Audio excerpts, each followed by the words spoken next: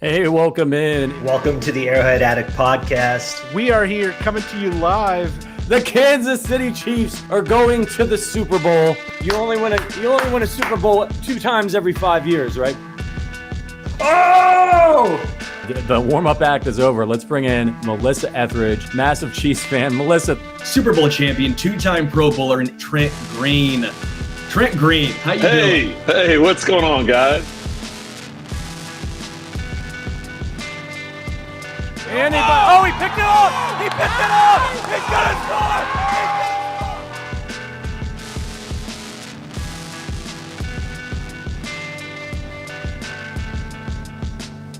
And we'll see you next week, but until then, as always, go Chiefs.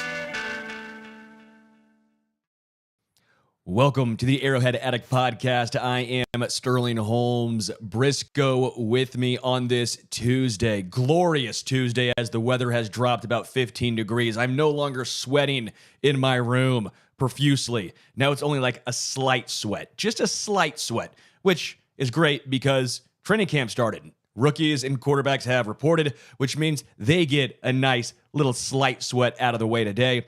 Brisco, how are you?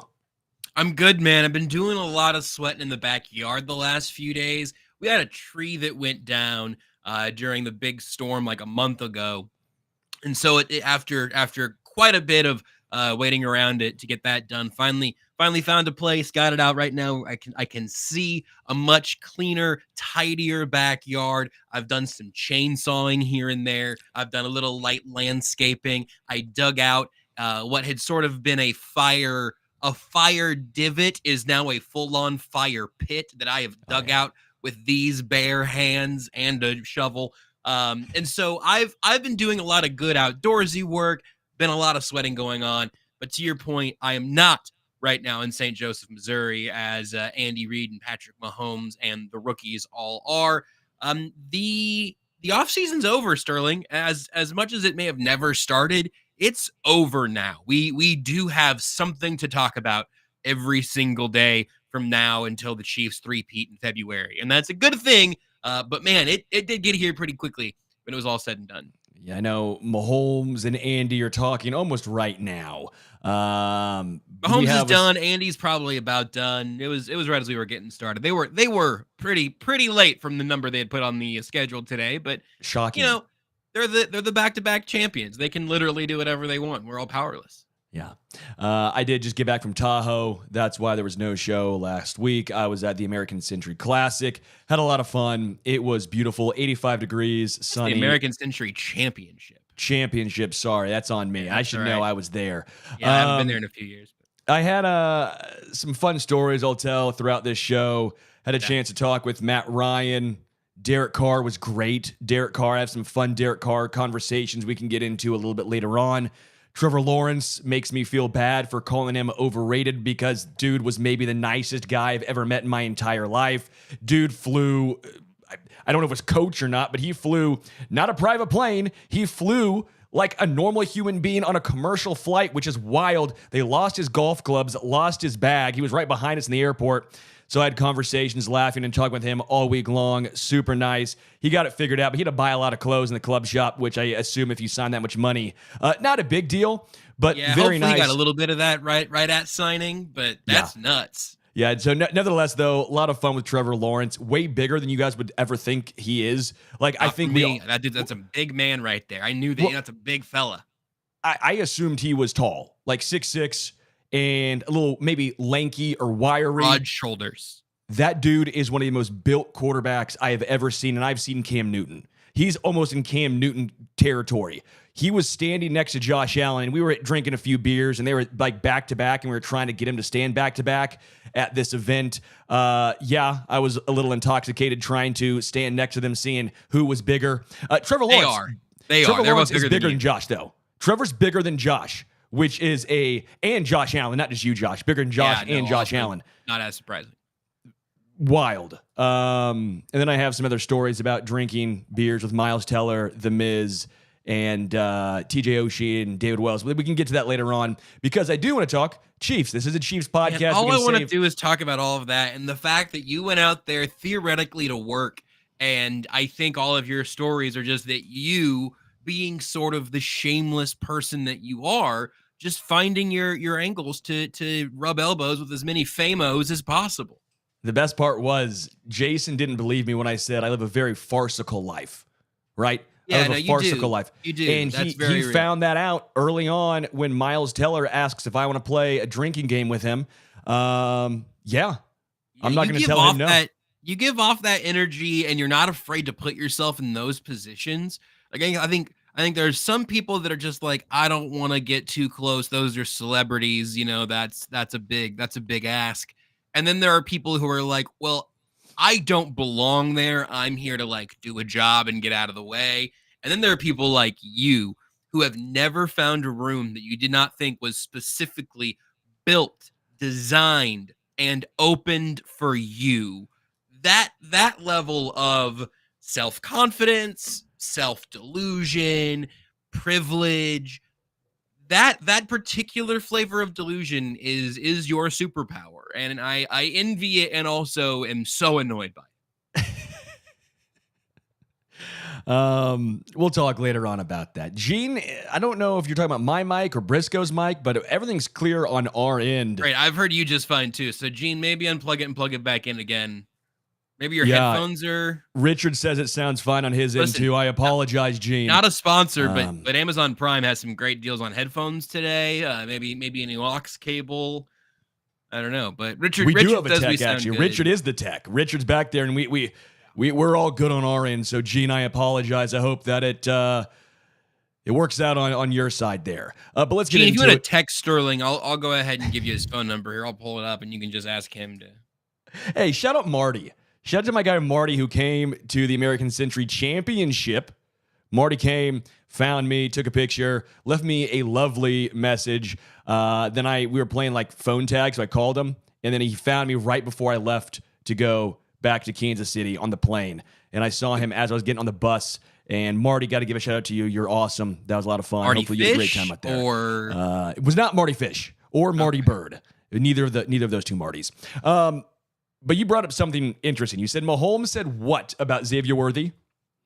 The esteemed Jordan Foote and I were talking about what we may want the kind of the main story over on sichiefs.com, what the main kind of takeaway from pressers was going to be. And listening to Mahomes' press conference, I thought probably the most interesting thing he had to say, at least in terms of on the field, he did confirm that they will not be going for the four-peat of children. He has said that he is done after 3 kids, that is. So just as a little news breaking there.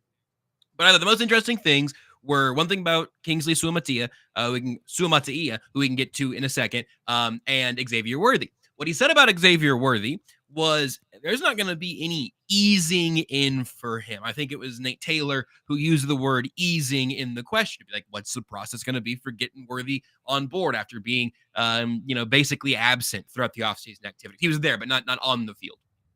And so Mahomes said, there's not going to be any easing, and then went in to talk about a few more of the details there.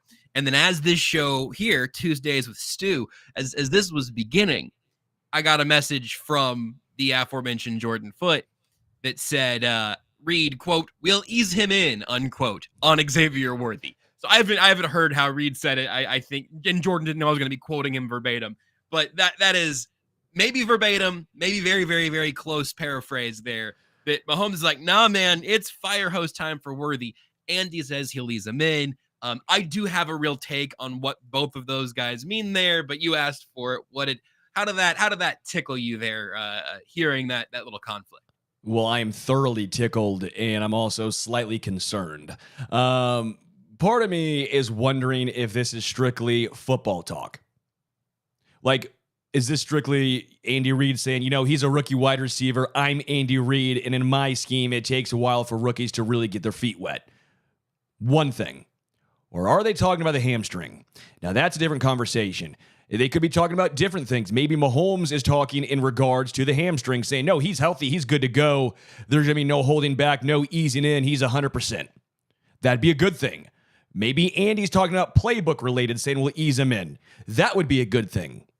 But if, for example, Andy's talking about the hamstring, well, then I have concerns. Now I'm going to, you know how I was a 2 out of 10? I did my calculator 2 out of 10 concern level like 2 weeks ago on this, 3 weeks ago on this. Well, now it's about a 4. Like, we're starting to bump that of if, again, big if that's the way they're going about the ease him in. And I think you're on the right track in terms of at least beginning to investigate if they meant different things. Because one thing, I have not heard how the question was phrased to read. I won't be able to hear it until after the show, the cruelness of this. I haven't heard how he answered it, and I haven't heard how the question was specifically framed. But frankly, I don't know if either of those things would change my first thought, because I've listened to a lot of Andy Reid press conferences. You and I are at this point pretty good at reading between the lines on what Andy actually means. So one thing that is a bit of a trademark at this point for Reid and Spags both really is they talk about, and this is in rookie minicamp certainly, and I think early in training camp too, fire hose of information. Here is the playbook. Here is every responsibility you may have in every play.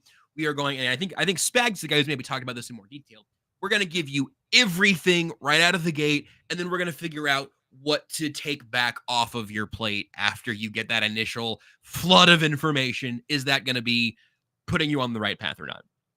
So I don't think that either Mahomes or Reid meant that Worthy was going to be playbook eased in or mentally eased in, because that's just not really how it works here. Like it really is. Here's just bucket after Salvi splash after Gatorade cooler until you cannot breathe anymore. You're gasping for air. Just playbook after playbook after play. I imagine that the easing him back in that Andy was referring to was more physical, and that's not even a red flag to me right this second. Right now, that's not a red flag to me. 2 weeks into training camp, that's a red flag.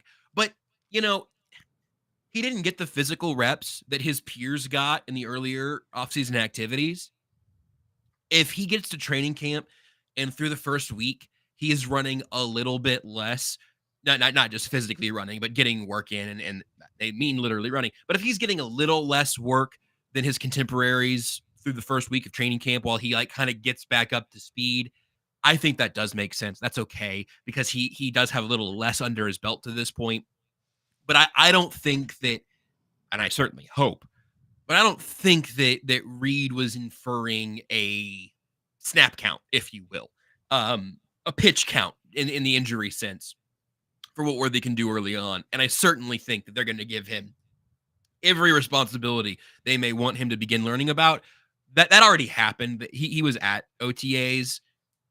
The mental push has already been happening and will continue here. But it is funny to hear those two who seem to be on the same page of so much in this organization and in this offense just choose fundamentally different terminology to describe probably more or less the same thing. Yeah, that was just trouble in St. Joe. Is that the headline we're rocking with now? Because this is what I find interesting. When the Chiefs are a team that has been as successful as they have been, right? A lot of times, well, obviously, I think us, but the national media in general, they like to run with stories. They like to try and find a way to point and pick, okay, well, who's the next in line? This happened during the New England dynasty, obviously, and now it's happening during Kansas City. Anytime some small thing goes wrong, anytime some minor or even major thing goes wrong, the Rashee Rice situation, right? The Rashee Rice situation happened. It's horrible. It's horrendous. We'll still see. But a lot of the national media will use that and say, well, is this going to be a distraction during training camp? Like, you think Mahomes is going to be throwing the football and all of a sudden go, wait, shoot, guys, I just thought of Rashee Rice doing that. I'm off of my throws now. Like, you think the defense is sitting here going, well, I was going to try and do some press man against Rashee, but, I'm thinking of that. It's in the back of my head of what he did down there in Texas.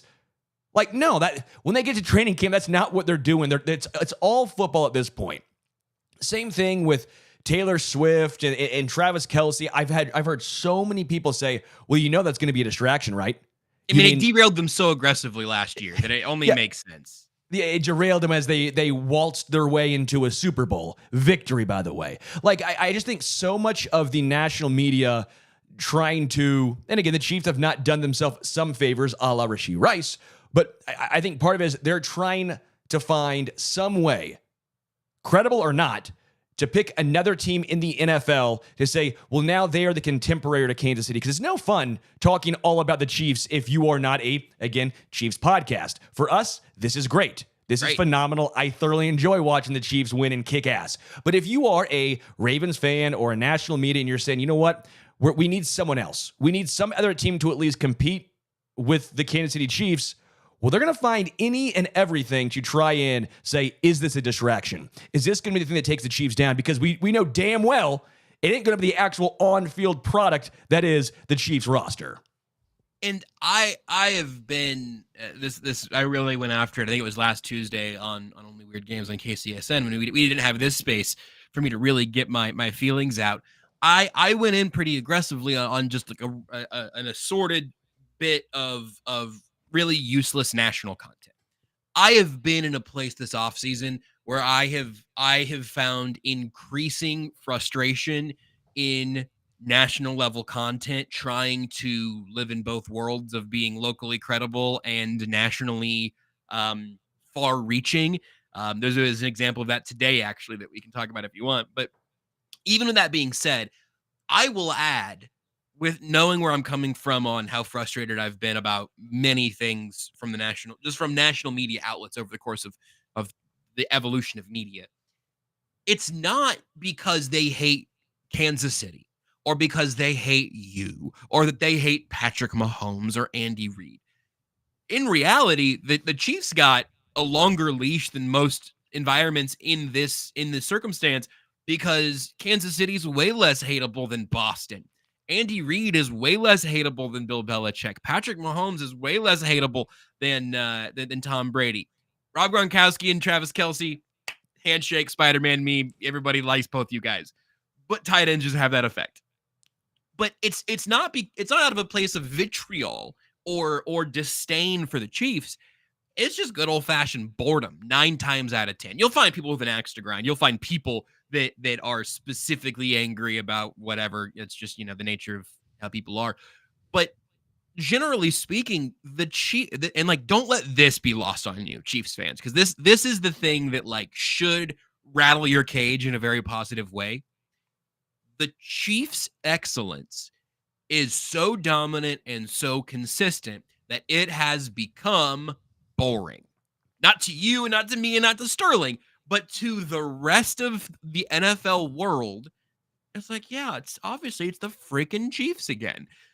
So that's why CJ Stroud gets a few months of this offseason being maybe QB2. It's why when Mike Greenberg earlier today, I only saw this on Twitter, but Greeny was doing his pyramid ranking of quarterbacks, which I think is a Nick Wright bit that he stole, whatever. And he had Mahomes at 2.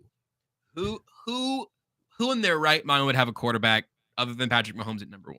Well, Mike Greenberg, Jets fan, doing television, puts Aaron Rodgers at number 1 and goes through this whole spiel about why he believes this year and everything.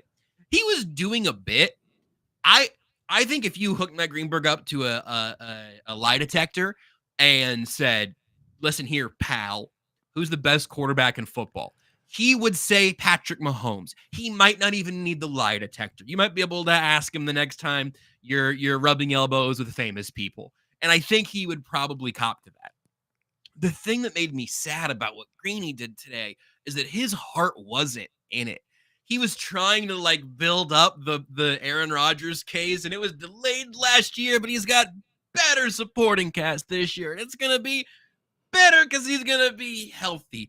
And honestly, it was like watching Brett Favre play for the Jets because it was oh man, that guy used to be one of the greatest, and he does not have the juice for this anymore. It was kind of hard to watch. So I don't think that Chiefs fans should take any of that personally, but you should understand why it's happening. And as I proudly proclaimed last week on KCSN, I will proclaim it here as well. It is why local media outlets like this one matter, because me and Sterling whatever you think about us, however stupid we can be, however much nonsense we do that you may or may not like, however you feel about mustaches and medium length hair, however you feel about any of that, you know what Sterling and I have both been doing consistently for the last 5, 6, close to 10 years for me at this point? You know what we've been doing?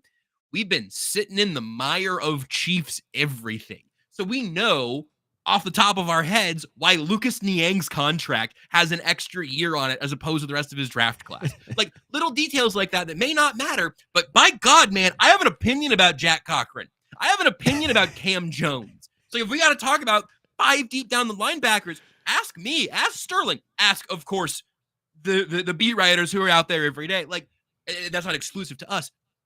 But if you wanted me to tell you who's the best name, hey, Sterling, and you do this more than I do, so you would have a better case than I think I would. But give me a random NFL team.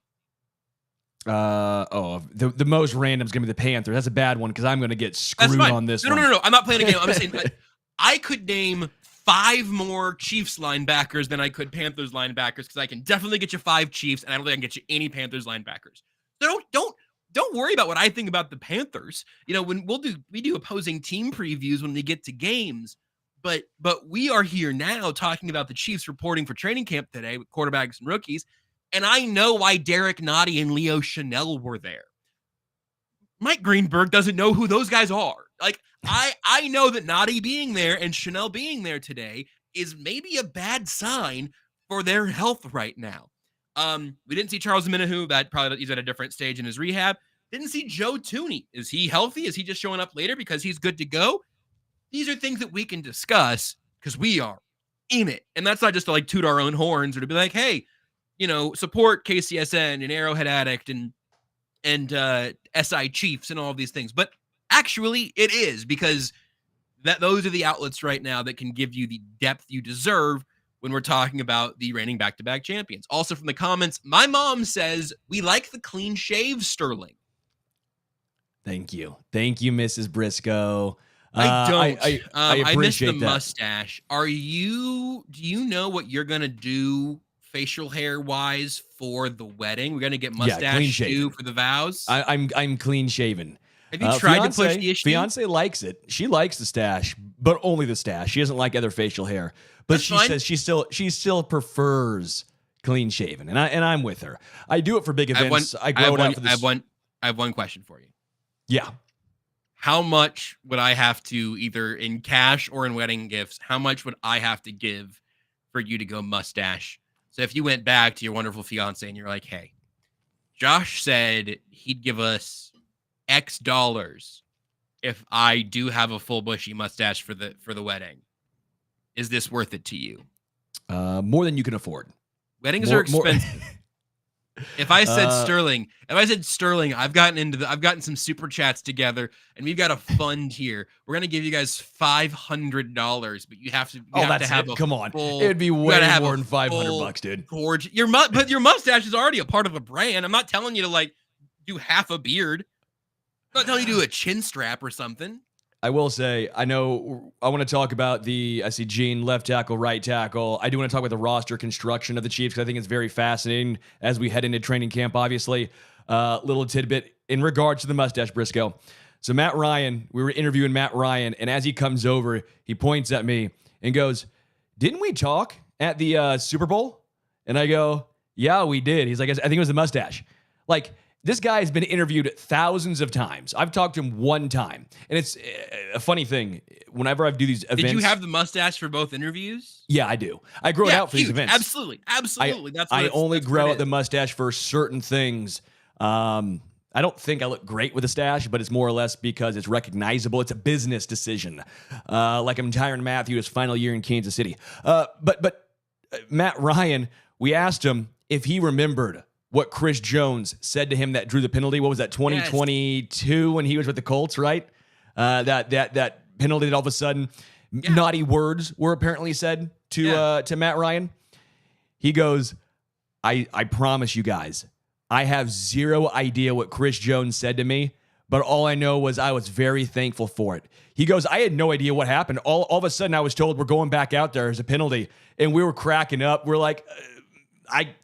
good for you. And he was trying to talk about how a lot of times, especially quarterbacks, won't hear some of the trash talk, or at least they got if a speaker that may or may not be getting fired off in their ear. They're already wearing a clamshell over their head. Yeah, that's what he said. He goes, a lot of it is you're already getting talked about what the upcoming play is in your ear. And so he goes, sometimes some dude's trash talking you, and you're like, dude, I can't get him back. I'm getting play calls right now. Spider 2Y banana. Go what myself? Yeah, it's hard. Yeah. So I believe Matt Ryan, and that means we do not know. At least I know Chris Jones has somewhat talked about it, but the actual penalty of what Chris Jones said to Matt Ryan in that Colts game, Matt Ryan himself says he has absolutely no idea, and I, for one, believe him. But I do want to talk about the roster construction currently of Kansas City, because I think it's a little fascinating conversation here. This, in my opinion, I was trying to think it through. Is this the deepest roster in the Mahomes era? Like top to bottom, 1 to 53. A lot of the guys at the top are still at the top. Mahomes, Chris Jones, Travis Kelce. Obviously, Tyreek was there for the first chunk of it. Obviously, him leaving did not have a factor in what the Chiefs did, as they won 2 more Super Bowls back-to-back since he's gone. And let's be real, part of him leaving allowed the Chiefs to get guys like Trent McDuffie, and with the monetary expenses that opened up, allowed them to bring in guys like Drew Tranquill, right? That's another situation here that I think goes a little under the radar. So I ask you, Brisco, is this the best roster in the Mahomes era, top to bottom? I'm inclined to push back on it right now after I'm going to do another little cross promo plug, but over on, you just go to sichiefs.com. Jordan and I have been doing positional breakdowns. And we've been going through each position group and just kind of chatting back and forth a paragraph at a time about where we're at with each position group. Mahomes, good. Carson Wentz, probably good. Pacheco, good. Clyde, RB3, not so good. Except, kind of doing that for each position group. And the one thing that I have had to grapple with now is that the defensive roster is worse than last year's. I don't think it's by a lot, but it is by a little bit, relatively inarguably. The defensive line is identical, literally identical. There are 2 undrafted free agent defensive tackles that are on the 90-man right now. That's it. The defensive ends are the same. The rest of the defensive tackles are the same. Isaiah Buggs was on the roster and now isn't and never played a game, but he's the change at defensive tackle right now with the UDFAs. The edges are the same, tackles are the same. That whole line is identical, except it's all a year older. And for George Karlaftis, maybe that's good. For Felix, maybe that's good. For everybody else, it's not. Mike Pennell is not getting better with another year passing by, right? Like Dana somewhere in the middle. So I think that the defensive line is maybe 1 tick lower than last year. The linebackers are maybe 2 ticks lower than last year. Leo Chanel is important. Go ahead. Just with the defensive line, let's stick there. Let's go position by position, because I think this is fun. Let's do it. Defensive line, I think, is almost equal. I think it's the exact same. I know you said it might be a tick lower because of the age. Obviously, Chris Jones, Mike Pennell, Turk Wharton, Derek Nottie. I get what you're saying there, right, with the age of those dudes. But I think an extra year for Karlaftis is big. I think he's still growing. He's still a young cat. What is he, 24, 25? Younger than you think. Yeah, somewhere in that. Let me get a quick look up just so I can be at least accurate here. He's 23. 23, and there you go. He's born in April 2001. He just turned 23. Yeah, he's a young 23. Yes. So he's still, I think, improving. I think that's fair to say. It could be an improvement for Karlaftis. It could be a good thing for Felix. I think it's a great thing for Felix. I think it's a great thing for Felix. It can't be a bad thing for Felix. Exactly. So I don't know if to take that. But it can't be a good thing for Mike Pennell or Derek Nottie or, frankly, Chris Jones. Chris Jones. If you want it to be a wash, it can be a wash. I think it's a wash at worst. Again, I may be a little more bullish on Felix than most. Buy Felix stock right now? Is that where you want to? I'm not buying high, but it's almost like a penny stock. It's gonna go up. If it goes down, I'm not out a lot of money. Penny stock. It was expensive in April, and then it got cheap, and now it's still pretty cheap. It's still pretty cheap, but it's like Dogecoin or I don't know. I'm not a crypto guy, so that was a bad maybe reference. I don't know. I think those 2 in particular, I'm buying stock in Karlaftis and FAU taking steps forward, right? I think Chris Jones, stays about Chris Jones because he's Chris bleeping Jones until he shows us that he's going to fall off. I think he's the best defensive tackle in football, just to be clear. But I think it's pretty clear. And Derek Nottie wasn't this superstar. Turk Wharton wasn't this superstar. Mike Pennell wasn't this superstar. So of the three guys who are getting the majority of the snaps, one probably stays the same in Chris, maybe a slight step just based on age. And then the two edges, FAU, as well as Karlaftis, you expect to take step forwards. So as far as your actual what do you think is a reasonable sack total for Karlaftis this year? In step forward 12 territory. Okay. So I mean he had 10.5 last year. So yeah, 11 to 12 I think is he's not going to there. turn into a Bosa, but sure. Yeah, no. I mean, I think Karlaftis is a very good player who does have room to keep growing. And if you want to be the Felix optimist, that's cool. BJ Thompson entering year 2 just is completely dependent on where he's at medically. We'll find that out with time, and he can take his sweet time, and for that matter, given the way that all of that went down. So certainly, I don't know what they're expecting from him. But yeah, that's if you want to say it's a wash, it can be a wash. But I don't think it can be. I don't think you can say that you feel great about a defensive tackle group when the second best defensive tackle on this team is Mike Dana, and at least in pass rush situations, and second or third might actually be Charles Omenihu, who will not be playing for the first act of the season. Another thing you have to deal with. But he didn't last year either. And that's why I think it's about the exact same. And we think it's probably going to be about the same amount of games. The difference is this is him coming off of a major injury, not a suspension. Fresh off a suspension. But I just, again, that's my personal opinion. So I think this is more of a wash, not a step back on the defensive line. That's my personal opinion. Going to linebacker, I know the loss of Willie Gay Jr. is going to get a lot of people up in arms. But hear me out. As talented as he was, we never really saw it continuously over an extended period of time. We saw some highs, we saw some lows. The group as a whole is less talented with him gone. But how much of a loss is it going to be when you still have Nick Bolton and Drew Tranquill, who played the majority of snaps to begin with last year, as well as Leo Chenal, who we expect to take a fairly sizable step forward? We'll find his role, see what his role is. Maybe he stays in the exact same role and he's still playing 30% of the snaps, and that's all he ends up getting. That's fine.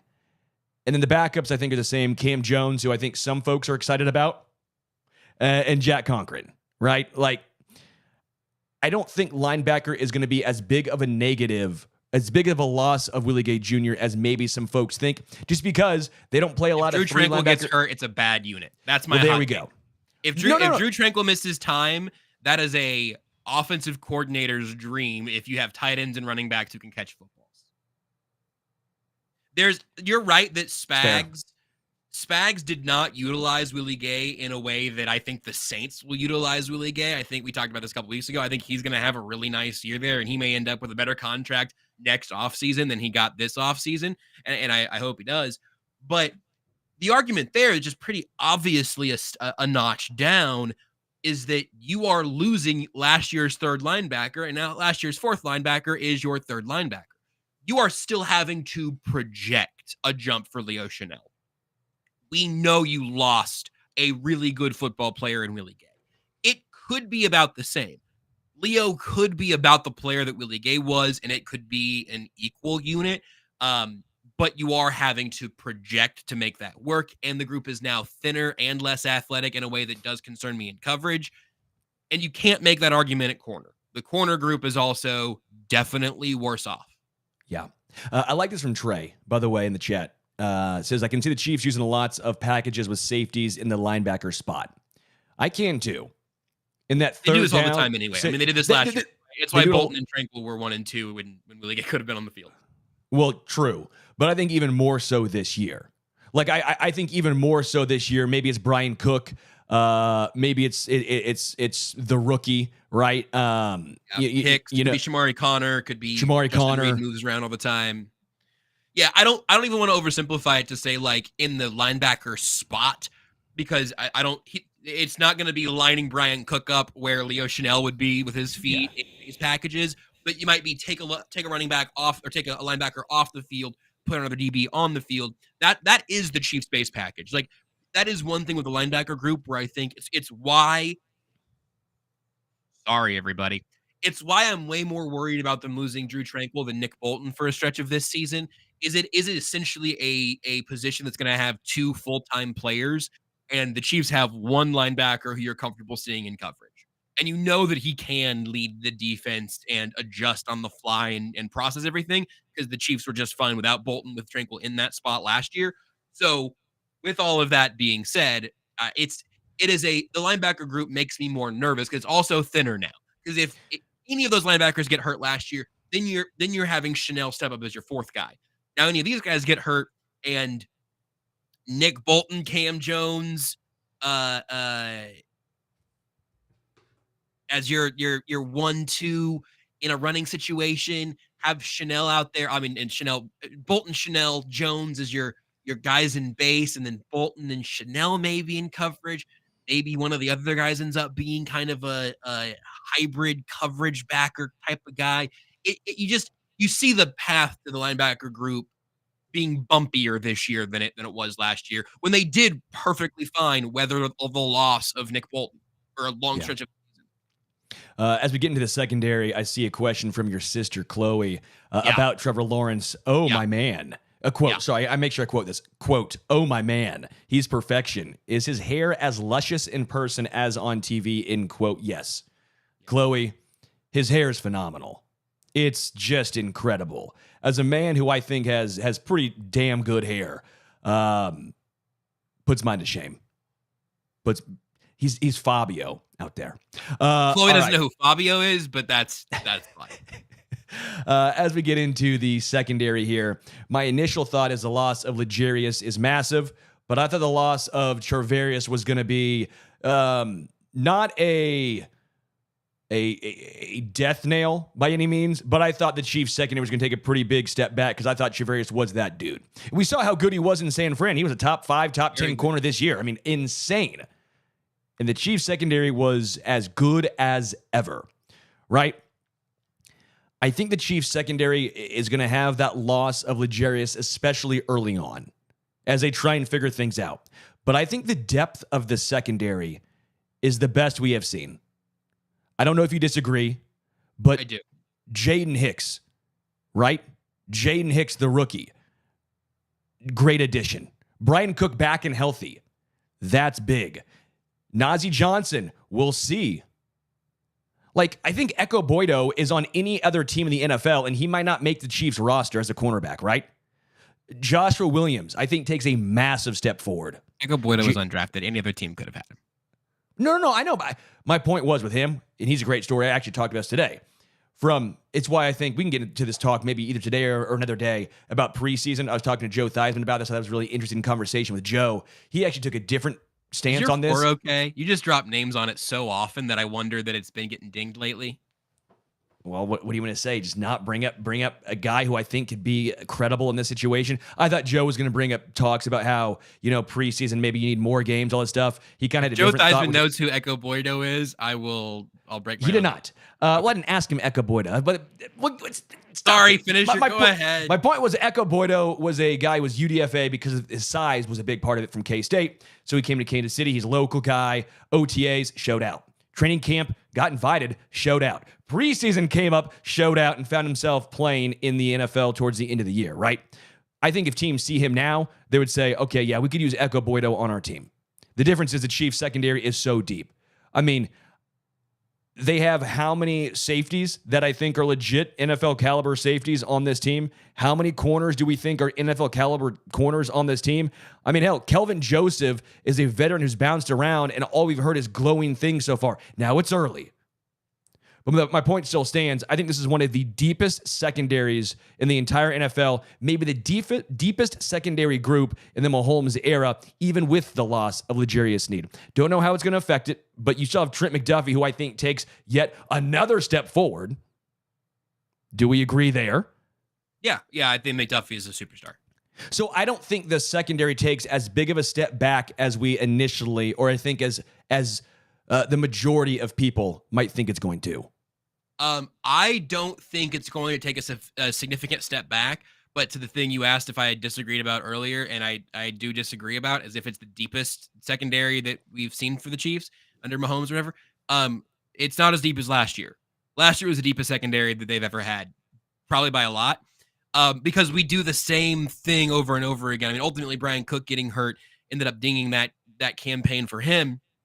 But last year's Jaden Hicks was Shamari Connor, 4th round sort of flexy defensive backs that they're going to see if they could find a role for. And the most important thing last year, and Joshua Williams and Jalen Watson should be a little better this year than they were last year, right? Defensive back play is very volatile, and I want to be careful about assuming that a player is going to take this step in year 1, and then this step in year 2, and this in year 3. Development isn't linear. Sometimes you don't get faster. Sometimes you don't get taller. Sometimes you are what you are. Sometimes the regression starts in year 3. It's a crazy, crazy sport, and we're talking about human beings doing inhuman things. But last year's depth mattered more, not because of the necessity for it, but because of the depth chart and how far it reached. A depth chart with a 1, 2, 3, 4 of Snead, McDuffie, Watson, Williams, or whatever order of those 4 guys. Those 4 as your top 4 is way more impressive than a top 3 of McDuffie, Watson, Williams, even if you think they all take steps in the right direction. And your 4th shot to make it, if it's Najee Johnson or Kamal Haddon or any of those other guys. Nick Jones. I wholeheartly believe in the secondary, in Spags and Dave Merritt. It's why I understood how the L'Jarius Sneed thing played out the way that it did. I would have prioritized keeping McDuffie long-term over keeping Snead long-term. Kind of, obviously it wasn't 1-to-1, but in terms of thinking about who you're going to pay in the secondary over the course of several years, I think Justin Reed is probably not on this team beyond this year. Contract year for him. I think McDuffie will get another contract. All that to say, I don't think this group's going to be meaningfully worse in a way that is crushing, but I do think it is a worse overall group than last year's defensive back unit. Okay, so I agree there, but again, I think maybe we might be on the same page, but on different levels. I think is what it comes down to. I think they take a step back, but I don't think it's anything drastic. I think there's still let's say last year they were a top 3 unit, top 5 unit. It's hard because you're talking about losing an elite player and having really good depth behind him. Like, it does change some things with how Spags wants to organize. Sure. You know, having one elite lockdown all-pro caliber corner instead of 2 does change the math, even though I do think Watson Williams and the rest of that depth chart is a perfectly fine group of corners. I'll say they're still a top 10 defense this year. Okay. I agree with that. Okay, so that's how I go. I think we see him take a minor step back this year defensively, but it's nothing drastic. And again, kind of to your point, it's nothing that's going to hamper this team. I don't think they cost this team wins or losses this year. They're going to help their team more in the win department than the losses when it's all said and done. That's where I'm at with the defense. So we'll say, for me at least, minor step back defensively from last year as far as how we're talking about the depth. Before we go to the offensive side of the football, I want to give a shout out to FanDuel. If you haven't downloaded the FanDuel app yet, you'll definitely want to take advantage of this offer. New users who sign up through our link must deposit $10 and place a first wager of $5 on any live bet. If that first bet wins, you'll receive $200 in bonus bets straight into your account. This offer is only available if you sign up through our link, bit.ly/arrow150.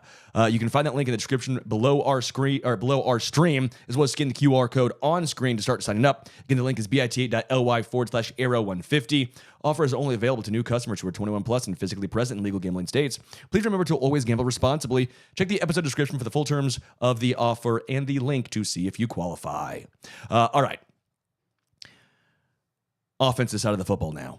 The easy one, quarterback, same. Slightly better, actually. I'll go slightly better if worst case scenario, which we're not even going to talk about because it's not going to happen and we don't talk about things like that. But if things were going to happen and they decide to use a backup quarterback on a QB sneak, for example, then yes, it's better because Carson Wentz is better than Blaine Gabbert, which is better than Chad Henne, which is better than Matt Moore, which is better than Chris Oladokin, which is... We can just keep going. Better than Shane Buechele, which is, Shane Buechele. Better than Jordan Ta'amu, who's better than Brody Croyle. Tyler Thigpen. Don't you dare. Yeah, get Thiggy with it. Second best quarterback in Chiefs history. Maybe. Talent-wise, maybe. All right, let's get to the running back position. We all agree, step back. Yeah. Unfortunately, last year's running back 3 is now running back 2, and running back 2 is 35 years old and in his house right now. I think he's actually 31, but the running back room is a little worse right now. But again, it wasn't like this was a phenomenal group last year. So even with it taking a step back, I don't know how much of a difference it will make, if you will. It's kind of my thought on Willie Gay Jr., how I think he's a good player. It's obviously a loss, but we'll see. I think my here's a little let me float this little weather balloon and see how it feels. It's very funny because I've spent so much time being the poster child for positional value, but I think if Isaiah Pacheco and or Drew Tranquil get hurt, it will be way more disastrous than it should be given the positions they play. I don't know if this team can run the football with Clyde Edwards-Helaire as their lead back right now. I don't know if they can do it. I don't know if Clyde can do it. I agree. He had his worst season rushing last year. He hasn't been the same since getting hurt early in his career. He wasn't great before he got hurt, but like Isaiah Pacheco is a good running back. He's not an elite NFL running back. He's very good, and he's elite levels of fun to watch. But he's the only league average running back. He's better than league average, to be clear. But like so much of the running backs don't matter talk that we've done over years is like, well, you can, as long as you just have a stable of league average running backs, you can recreate Derrick Henry in the aggregate. And really, it's actually like anybody but Derrick Henry, anybody but Nick Chubb and Jamal Charles. But right, you can, and McCaffrey. But like you can get anything outside of a top 5 running back in the aggregate as long as you've got 3 replacement level NFL runners. And the Chiefs have one right now. He's better than that. But you don't want to have one bell cow back in 2024. And Clyde Edwards-Helaire isn't the number 2 running back. This is the group where if you would have shown me this unit on paper before the offseason being in this state, I would have been the most surprised. It's really funny. Where it is. You and I all of a sudden agreeing on running backs and how the Chiefs need them after, again, all the talk. I'm the Tampa Bay Rays of running backs, where it's just you don't have to have a great running back, but you just got to at least have, again, average. That's how the Rays have been good for so long. Look at the amount of superstars they have. Typically not. It's the amount of, well, they don't have any guys who are really, really bad taking you down. As long as you have average. Right. But that still holds. Exactly. Yes, that's what it is. All right, tight end. I think we'll agree this is the deepest tight end group in the Chiefs Mahomes era. Yeah, deepest tight end group. I think certainly highest ceiling. If I was going to be a little bit of a devil's advocate, I would say there's not a true blocking tight end in this group. Noah Gray, I was just doing all this a couple days ago. I think Noah Gray's played exactly 52% of the Chiefs' offensive snaps the last 2 seasons in the regular season. So they'll ask him to do plenty of like tight end dirty work, and he can. But there's no Blake Bell. Jared Wiley is sort of like Jody Fortson-esque in terms of his role as a pass catcher, vertical down the field, red zone threat, all things I believe, by the way. And I loved Jody Fortson. Noah Gray kind of is the guy that he is right now, but year 4 for him, he could splash a little. And then, it's a year older for Travis Kelce, but I think you and many, many others have already heard me kind of rail against the idea that Travis Kelce is falling off right now. So certainly the highest ceiling of a tight end group. Well, I don't know if that's true because Kelce's ceiling is a little lower. Kelce's probably not going for 1,400. But I think there's a really, really, really good chance he goes for $1,000 again. Yeah, I've also said don't want to spend too much time because I know we're kind of we've moved along. This has been a fun show because we actually have stuff to talk about. I think Taylor Swift stuff actually helps Kelce because it makes him like more engaged. Like I feel like he's now having a great time and it's like looser now where it's not just like the grind. Yeah. And at that age, you need something to almost not give you that energy back. But now I feel like he feels like a young buck yet again. Like we're seeing Travis Kelce. Yeah, I think that's a good take. Yeah. All right, wide receiver. Now we'll go offensive line. We'll go offensive line next. This is not the best offensive line we've had in the Mahomes era. It's a really good offensive line. It's the prime of Trey, the prime of Creed. Somehow the tail end of the prime, I think, of Joe Thuney because he's coming off of the injury, and I'm concerned. I was seeing if I had a hot take for you, but I didn't believe it. You want me to say it anyway and just see how it feels? Say the part again about how this isn't the best Chiefs offensive line for Mahomes. I don't think this is the best Chiefs offensive line for Mahomes. But it could be. It could be.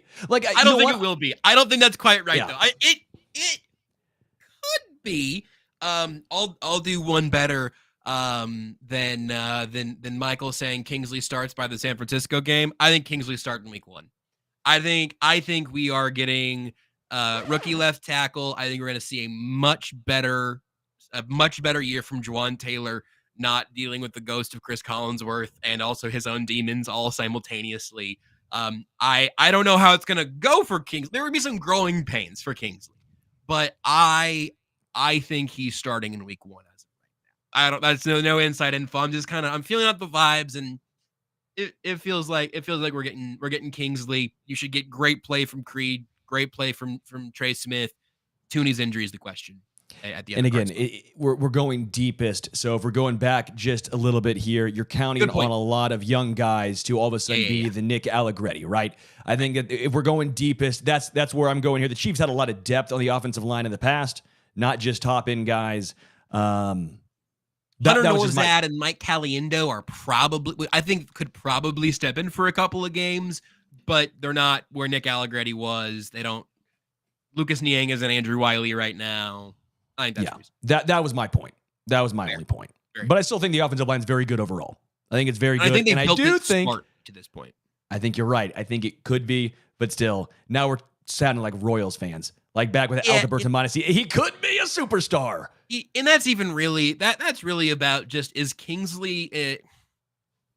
I like Wanya Morris a lot. Above average starter over the course of his career. Like if Kingsley spent his NFL career being the 12th best left tackle in football, or at least at any point in his rookie deal, you would take that. That would be good team building, and the Chiefs would be thrilled. If he's Orlando Brown Jr., different style, of course, but if he's basically 8 to 12 in the NFL left tackle, you're happy with it. All right, now here's why I think the Chiefs probably have the deepest roster in the Mahomes era. The wide receivers. You might say 2018, right? Tyreek Hill, Sammy Watkins, how great was that? But that defense was atrocious. It was 2 scoops of ass, my guy. It was bad. I hate hearing you say that. Bleep it, 3 scoops of ass. But what the Chiefs have right now is the most balanced, deepest team in the Mahomes era, because while I think the defense took maybe a tick back from last year, the offense, I think, took about 2 to 3 ticks forward. And a lot of that's from Rashee Rice, Hollywood Brown, first rounder Xavier Worthy. No longer is Justin Watson basically wide receiver 2. No longer is MVS like a legit guy on this team. I get it. Justin Watson's going to play a lot early in the season. We both agree with this. I think he's gonna play so much. I think we're gonna get a good. I think we're gonna get 2 scoops of Justin Watson. I think we probably do early on, but you're telling me right now this wide receiver group is not much improved from last year. I think you're out of your gourd if you disagree with that. Because it's better than last year. I don't know how you want to handle Rice being suspended versus him not being as impactful through the first half of last year. If you want to kind of call that a wash, because he'd be better in the second half, you'd assume, with another year under his belt. But sure, just give me Rashee Rice. We won't carry all the ones on what he's going to be. I like Xavier Worthy a lot. His usage this year is going to be interesting. And Alan makes this point in the chat. I'm going to expand the definition a tiny bit, but Alan says, I'm a little concerned about the lack of size in the wide receiver room. I'm not terribly worried about the lack of size, because that has not really been something. It hasn't been something that Reed and Mahomes have needed to build incredibly successful offenses. If you want size, that's what Jared Wiley can do as a rookie. I mean, probably not a lot. I want to temper expectations to some extent, but that's what Travis Kelce is for, right? So my concern with the receiving group is that Justin Watson is this team's number 1 X receiver. Maybe Travis Kelce could do. I can't remember what I was listening to. I think it was the Mina Kimes show, maybe. And they talked. It was an extraordinarily low number for how often. If I've got my facts straight, I apologize if not. But I believe it was an extraordinarily low number for how often Travis Kelce was like the opposite alone receiver in a formation last year, which was in large part because that group was a disaster. Hollywood can also be your air quotes number one receiver.